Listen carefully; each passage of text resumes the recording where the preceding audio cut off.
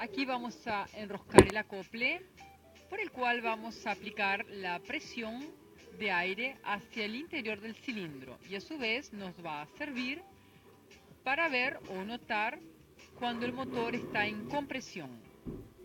Ahí lo afirmamos, lo ajustamos y luego para mover el motor, en este caso concreto debemos usar una llave Torx interna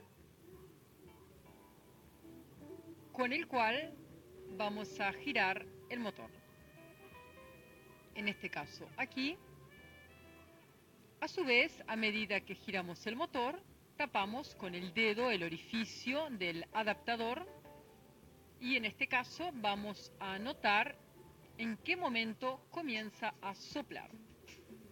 En este caso ahora está soplando, continúa soplando, indicando que está subiendo en compresión. En este caso ahora paró de soplar, significa que está en el punto muerto superior de compresión.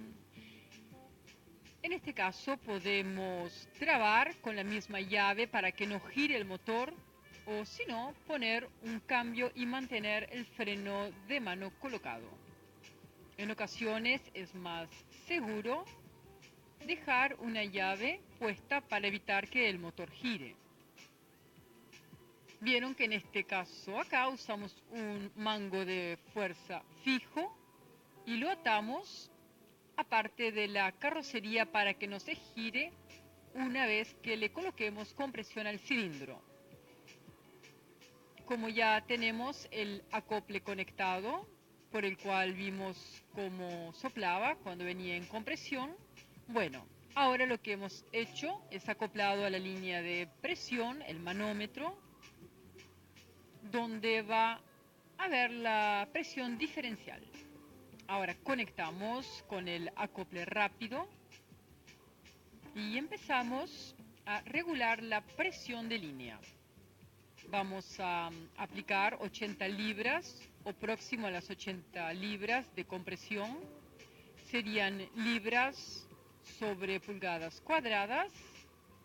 Y luego lo que tenemos que hacer, acá tenemos a un cero presión, porque no abrimos la llave. Cuando abramos la llave, cuanto más se parezca la presión a la presión de línea, significa que va a haber menos fuga. En este caso estamos aplicando 80 libras, 80 PSI y tenemos una presión en la segunda línea aquí, o sea, la presión diferencial sería de aproximadamente 65 libras, 65 PSI.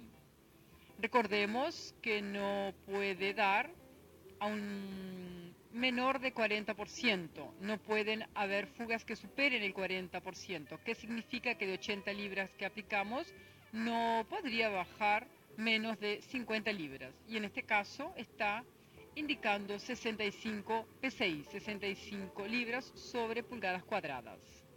Recordemos que en caso de haber muchas fugas, tendríamos que revisar si es por la admisión, si es por el escape o si es por el respiradero.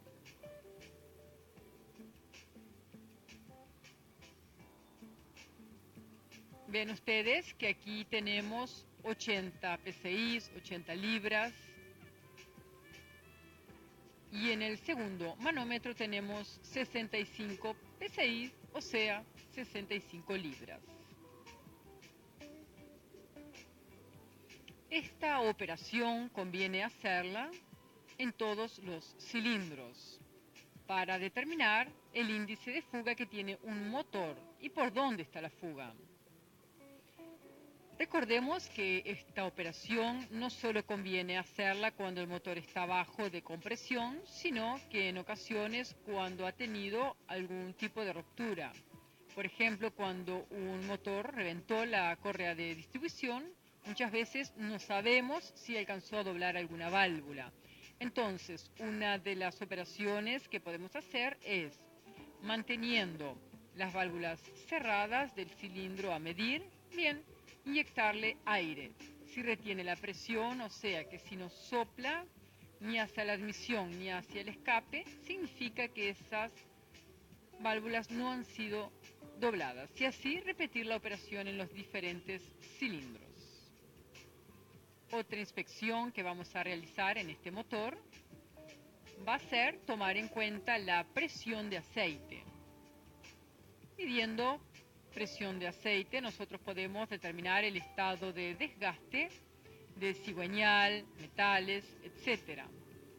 Para medir presión de aceite tenemos que ir al bulbo de presión que va a estar ubicado en la parte baja, próximo a la polea del motor. Aquí hemos sacado la rueda del vehículo a los efectos de poder llegar con mayor facilidad al bulbo de presión de aceite, el cual lo vamos a desconectar. Observen que se encuentra detrás del sensor de revoluciones, próximo a la polea del motor. Luego utilizamos una llave para aflojar dicho bulbo y protegemos para que no derrame una pequeña cantidad de aceite. Continuamos retirando dicho bulbo y, como decíamos, protegiendo y evitando el excesivo derrame de aceite. Luego debemos comparar la rosca con la del manómetro a utilizar. En este caso ya lo hemos previsto y bueno, después simplemente enroscamos el manómetro correspondiente.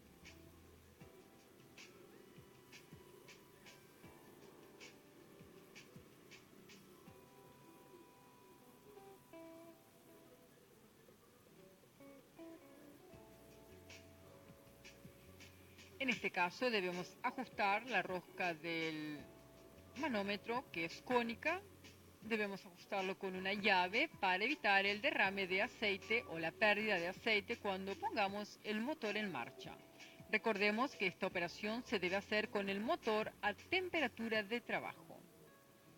Y luego verificar qué nos dice la especificación. Aquí hemos pasado el manómetro hacia la parte superior por el costado del alternador y vamos a colocar el motor en marcha. Recuerden ustedes que para esta operación el motor debe estar a temperatura de trabajo.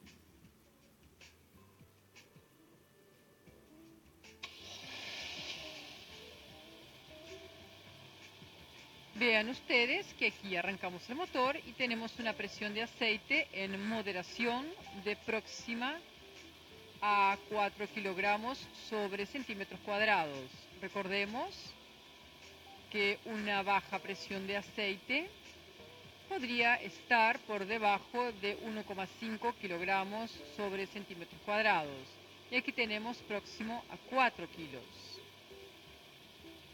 Observen que aquí tenemos entonces, como decíamos, 4 kilos de presión de aceite. Y ante un mínimo de la moderación de 1,5 kg. ¿Qué nos indica esto? Que tanto cigüeñal cuanto metales se encuentran en buen estado.